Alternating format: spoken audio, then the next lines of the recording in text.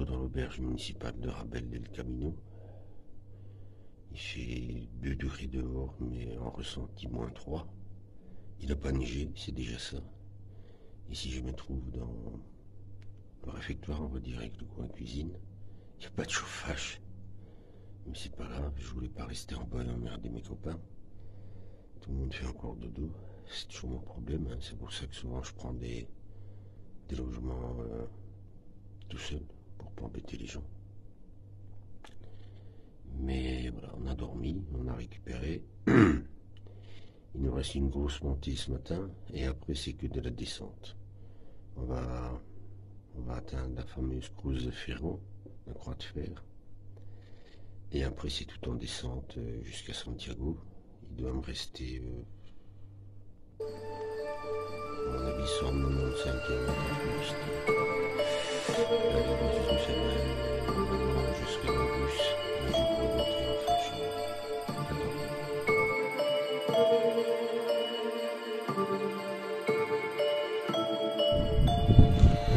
Et 8h30, 8h15. J'ai juste marché 2 km, je suis au bout de ma vie. On monte encore 500 mètres avant donc pour arriver à 1500, avant de redescendre à 400 mètres quoi. L'étape fait 32 km. Les 2 premières heures, ça va être du costaud. Et le soleil se lève toujours dans mon dos et se couchera en face de moi. Voilà. Allez, j'ai froid, j'en peux plus, mais j'y vais. Regardez, hein, il a bien neigé cette nuit, hein.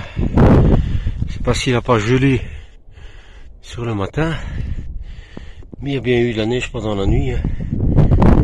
Et à mon avis, j'ai encore 200-300 mètres à monter, et il y en aura encore un petit peu plus haut. Regardez, pas beau. Voilà, on va dire que ça mérite le déplacement. Sans commentaire.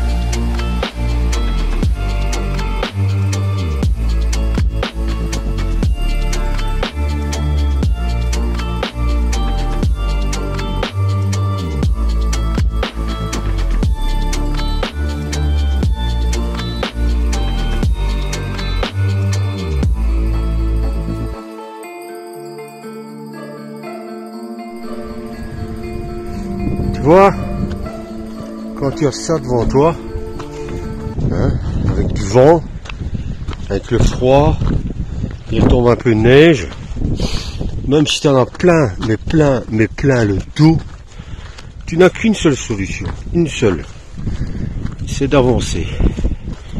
Ah ben dans ta vie c'est pareil mon gars, dans ta vie c'est pareil. Tu peux pas rester là au milieu et attendre qu'on vienne te chercher par la main ou avoir un hélicoptère qui vient te chercher, ça c'est mon cul. T'as pas le choix, tu dois avancer et voilà, et c'est ce que je vais faire tout au long de la journée.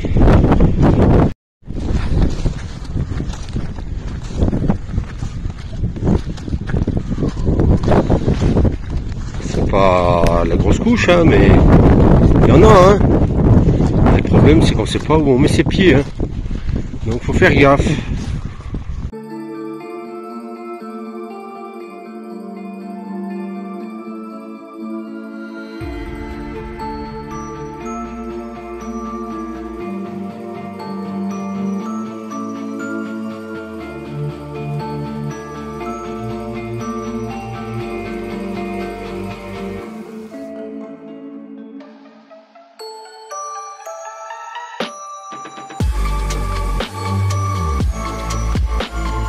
pas si c'est elle que je vois un petit peu là au loin, mais si c'est la Cruz del Ferro, allez, on va dire que un premier objectif est accompli.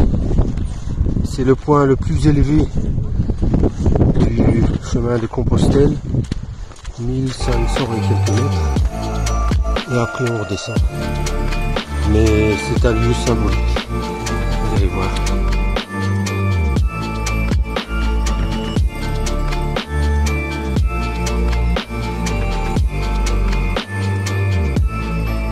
Alléluia! La croix de fer! Il est là. J'y suis. Bonjour, un petit point historique par rapport à la croix de fer. Donc ce serait l'abbé Gosselmo qui est le personnage historique lié à cette croix de fer. Il a vécu entre le 11e et 12e siècle et c'était un moine ermite. Il a choisi comme tâche principale de servir les pèlerins qui se rendaient à Saint-Jacques-de-Compostelle par les Monts de León. Cette région était très difficile à parcourir mais essentielle pour le Camino Frances car elle s'achève à la région de El Bierzo et à la Galice. Il existe diverses théories sur l'origine ancestrale du lieu, dont certaines remontent à l'époque pré-romaine. Ainsi, l'une des plus répandues est que le tas de pierres est d'origine celtique. Il est bien documenté que ce peuple avait l'habitude de marquer les chemins avec des groupes de pierres. Le fait que le col était le principal et presque unique moyen de traverser les montagnes de León aurait donné à l'endroit des connotations magiques. Ces structures ont fini par évoluer avec les cultures qui sont arrivées dans la péninsule. Par exemple, à l'époque romaine, elles sont devenues des montagnes du dieu Mercure. Étant la divinité du carrefour, les Romains adaptèrent le but à leur intérêt. L'accumulation de petites pierres le long des routes était le sacrifice fait à ces dieux. Quelque chose de similaire s'est produit avec l'arrivée du christianisme, car on a fini par placer sur ces carrefours des églises ou des croix pour les signaler. Dans le cas de la croix de fer, cependant, l'habitude d'empiler des pierres a été conservée. D'autres théories sont plus simples. Ainsi, il aurait pu s'agir d'un cairn géant pour marquer une limite territoriale romaine. Les plus pragmatiques pointent plutôt vers la neige. Ainsi, elle serait apparue comme un simple panneau de balisage pour éviter de se perdre en hiver. Il convient de noter que ces alternatives sont complémentaires et incluent éventuellement la vérité. Il est possible que son origine soit celtique et que ce site ait été utilisé à la fois pour marquer le col isolé et pour marquer un territoire. Peu importe, choisissez votre version, mais faites-y vivre la magie. Il est 10 h et j'ai atteint la Cruz del Ferro, la croix de fer. L'élément le plus haut de tout le chemin de Compostelle. Là, c'est deux Américains qui sont arrivés en même temps que moi. Il n'y a pas grand monde sur le chemin avec ce temps. Alors là où tu es content, c'est qu'après ça va descendre, forcément. Maintenant, j'ai une mission. Ici, j'ai 2 cailloux. À droite, c'est un caillou qui vient de la Vierge de Montigny-les-Lances. Un bête caillou par terre. J'ai promis d'emmener ici. Et à gauche, c'est un caillou qui vient de la bergerie de Bernadette à Lourdes. Et que...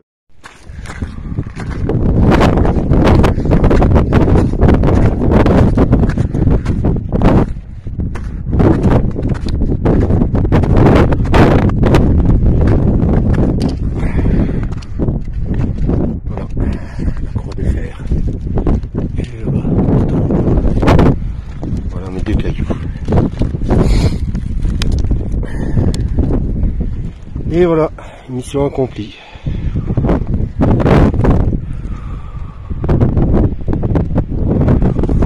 Allez, voilà, Puente de Fonce Padón, 1504 mètres. J'y suis arrivé.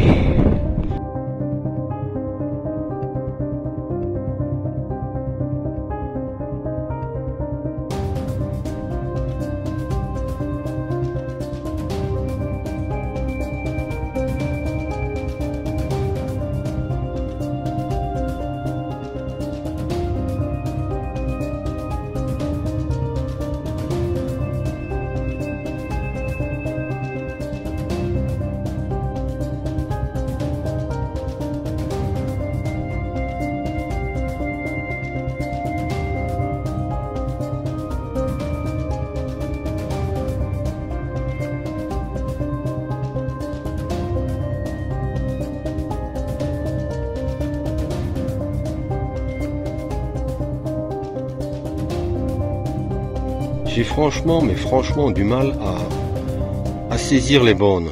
Ici on m'indique 232 km.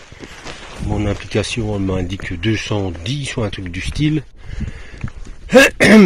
Et de temps en temps on voit des panneaux qui sont complètement à côté. Je sais pas. Bon, maintenant à ce tarif là, à ce rythme là, on compte plus les kilomètres, hein. Tout ce qu'on sait, c'est qu'on en a fait plus de 500. Et je dirais même 550. Bon, là c'est la descente de la Cruz-Ferro. Descente, montée, hein, parce que ça monte et ça descend. C'est plein de cailloux. Alors la montée d'adrénaline à la Cruz m'a donné des ailes. J'avais plus mal aux pattes, j'avais plus mal au dos. Mais je vous rassure, hein, ça dure un quart d'heure. Mais on reste motivé. Encore 18 km pour finir mon étape. On y va.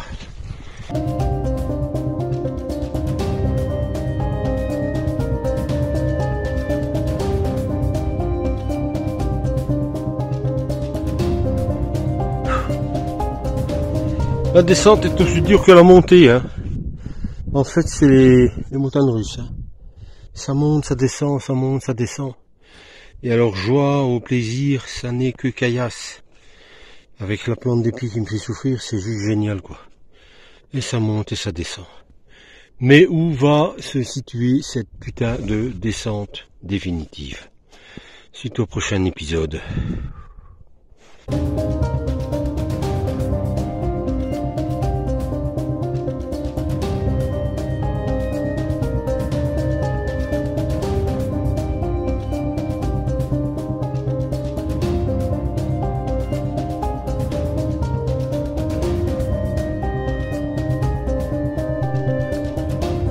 Je vous avoue, franchement, c'est de la souffrance.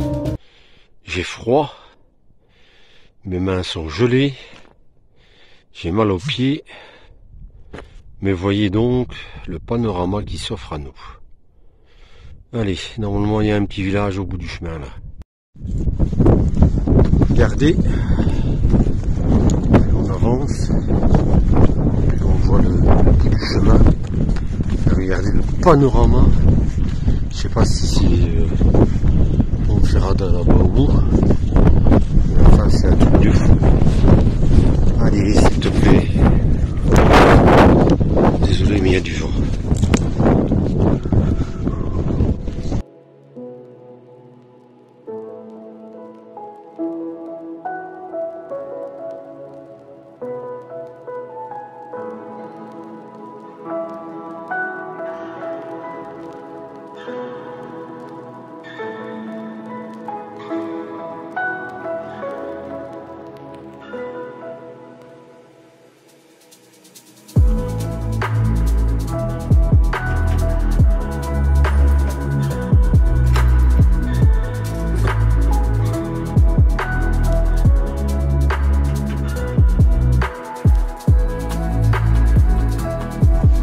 Il est passé midi, et là franchement, je sature.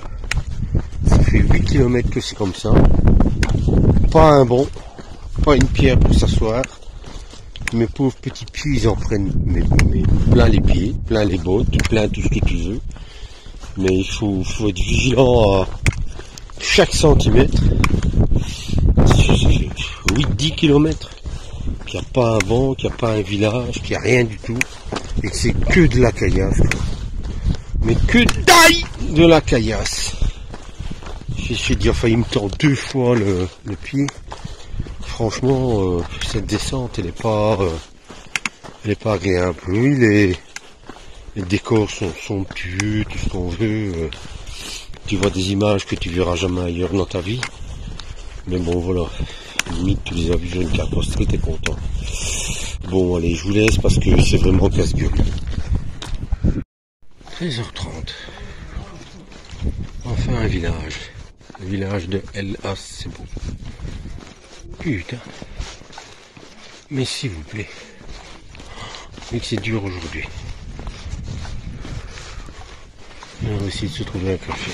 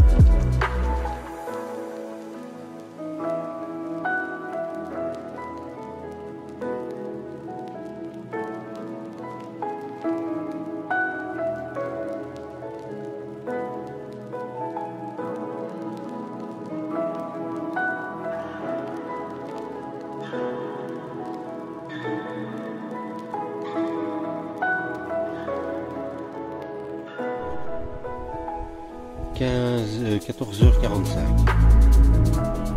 Maintenant c'est de la descente, ok, mais c'est que des caillasses. Donc il faut être extrêmement prudent. Donc au bout du compte, tu gagnes pas beaucoup de temps, quoi. Je suis quand même du 14 par kilomètre, quoi.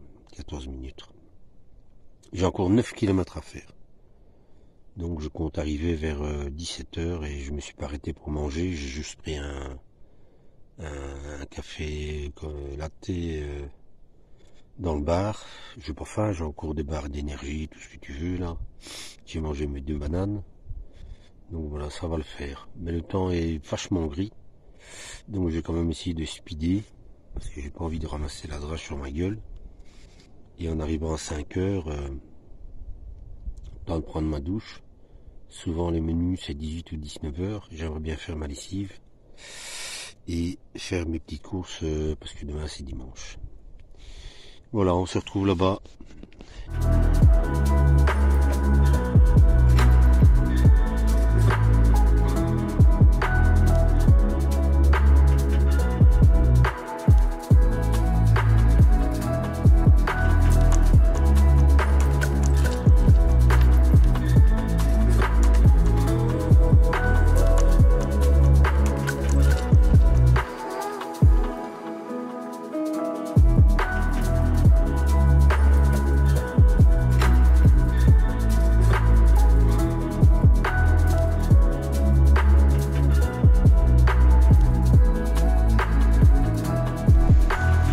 Bien voilà, je vous fais ma petite vidéo de fin en face du château des Templiers de Ponferrada. Une grande journée, 32 km, dur, un peu d'émotion à la Croix de Fer, la Cruz del Ferro, mais vite tempéré par la dureté de l'étape, hein, parce que même après la descente a été très costaud. Beaucoup de cailloux, fallait faire attention. Je me suis tordu le pied plusieurs fois, mais ça va. Je me suis pas fait mal, donc c'est le principal. Demain, je sais pas du tout quoi ce sera fait. Demain, je passe en dessous des 200 km, c'est tout ce qui m'importe. Mais je sais pas du tout qu'est-ce que je vais faire comme étape. Voilà. Vous voyez le château des Templiers de Ponferrada. C'est cool. C'est cool. Je vais aller visiter en vitesse. Après faire une petite course, trouver un petit resto. Et aller me pioter. Allez, je vous souhaite à tous et à toutes une bonne soirée. Merci de votre soutien encore une fois, de vos prières, de tout ce que vous voulez. J'en ai bien besoin parce que c'est... En novembre, le Camino Frances, c'est dur. Je vous l'accorde. Allez, ciao à demain pour de nouvelles aventures.